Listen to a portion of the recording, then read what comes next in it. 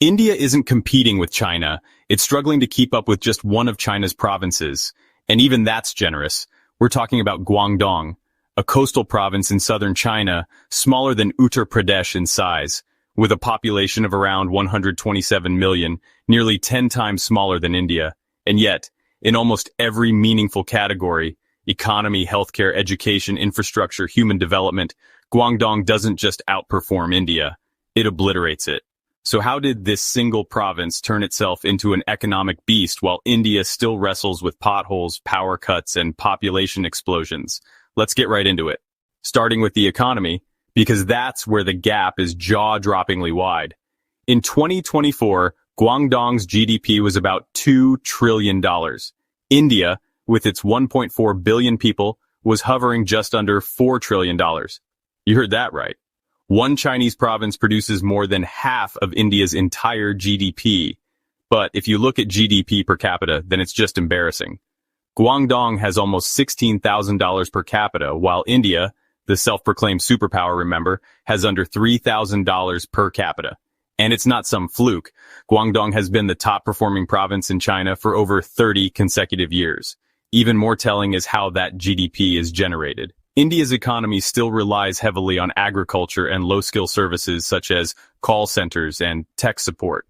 According to India's own data, nearly 45% of the workforce is in agriculture, yet agriculture contributes only around 15% to the GDP. That's a massive productivity mismatch. Now look at Guangdong. This province is home to Shenzhen. I'm sure you've heard of this place. It's colloquially known as China's Silicon Valley, where global giants like Huawei, Tencent, and DJI are headquartered. Then there's the provincial capital of Guangzhou, one of the world's busiest ports and a manufacturing behemoth. This is where your smartphones, laptops, appliances, even the elevator buttons in your building are made. Guangdong thrives on high-tech manufacturing, advanced electronics, artificial intelligence, and industrial automation. It's not farming cheap wheat, collecting cow dung, and hoping for good monsoons. The province is also plugged into global supply chains. It's agile, fast-moving, and highly urbanized. Shenzhen, for example, arose from a small fishing village of a couple thousand people and became a tech capital with millions of people in just a few decades. Meanwhile, Indian cities like Bengaluru, which was once called India's own Silicon Valley, still suffer from crumbling roads, inconsistent electricity, and an airport that floods every monsoon.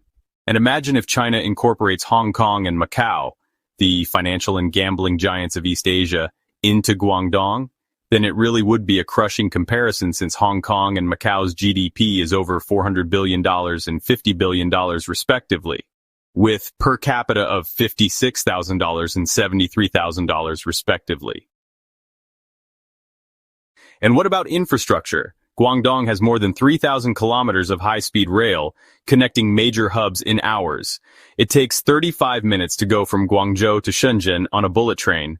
Meanwhile, in India, just trying to get from Delhi to Jaipur, a similar distance, might take you 5 to 6 hours in unpredictable traffic, assuming there's no cows blocking the road.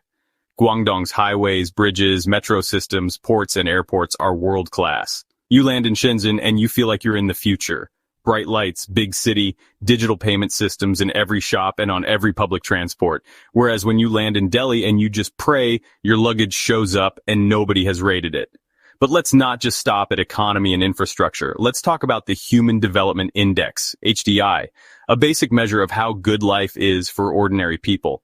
Guangdong's HDI sits at around 0.79, edging close to the ranks of developed countries. India? Still struggling at 0.633, which places it in the medium human development category, below countries like Palestine, Bhutan, and even war-torn Syria.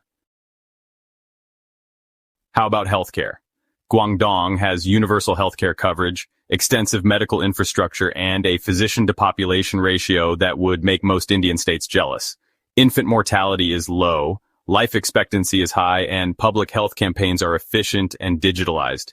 In India, maternal mortality is still high in rural areas, hospitals are overcrowded, and in many states, people are still dying from diseases that were eliminated in most parts of the world decades ago. Public health is underfunded, understaffed, and overburdened. Education? Guangdong is home to some of China's top universities, research institutes, and vocational training centers. It's not just about churning out degrees. The system is tied to actual industry demand. Students trained in Guangdong are absorbed into its advanced manufacturing and tech sectors. It's a cycle that works. India, on the other hand, produces millions of graduates every year, many of whom are either unemployable or forced into gig work or unemployment. The quality of education varies wildly from state to state. For example, in rural areas, some schools don't even have toilets. How can you expect a digital economy to grow when the education system itself is analog? And the ones who do make it, they simply move to America because who in their right minds would stay in India? Now let's talk crime and public safety. Guangdong, despite being highly urbanized and densely populated, has one of the lowest crime rates in China. There's CCTV coverage everywhere, responsive policing, and a strong sense of public order. India? Well, it depends on where you live. Women are routinely harassed on public transport. Sexual violence is not uncommon in some places widespread. Corruption is rampant in local police forces. Mob violence, caste-based attacks, and religious riots still make headlines every other week.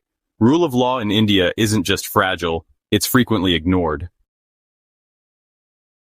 And here's the real kicker. Guangdong achieved all this because it was given a clear, long-term strategy.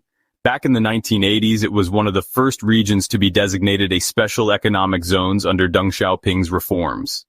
The goal was simple. Open up, attract foreign capital, and experiment with capitalism. Shenzhen, once a sleepy fishing village, exploded into one of the most technologically advanced cities in Asia in under 40 years. The Chinese government gave it autonomy, infrastructure, and incentives, and stayed out of the way. India has SEZs too. But the difference? Bureaucracy, red tape, corruption, and inconsistency. Investors get stuck for years waiting for permissions. There's no long-term vision, just 5-year election cycles and constant political bickering. China actually bothered to put on makeup and attract foreign investors, whereas India looks like it just woke up with messy hair and morning breath that stinks of last night's curry.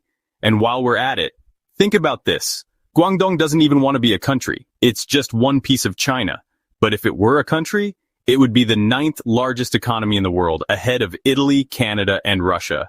Meanwhile, India is constantly chest-thumping about being the next China or Vishwaguru. But even that dream looks delusional when one Chinese province can match or beat you across the board. And sure, some people, I'm looking at you, Palki, and the N-Box, will say, but Sar, India is the world's largest democracy. Let's be real. What good is democracy when half your people don't have clean water, when press freedom is shrinking, when political opposition is crushed, and when billions are wasted on religious statues while kids die in underfunded hospitals? Democracy without development is just noise. There's a reason why it only existed in the developed world, which was Europe and North America at that time. Guangdong shows what focused planning, competent governance, and economic discipline can achieve. India, despite its potential, keeps getting in its own way, stuck in political theater, outdated laws, and a dangerous mix of nationalism and denial. It's time to stop comparing India to China. That ship has sailed. Maybe start by catching up to just one province first. If you found this video eye-opening, then please like, comment, and subscribe. Thanks for watching.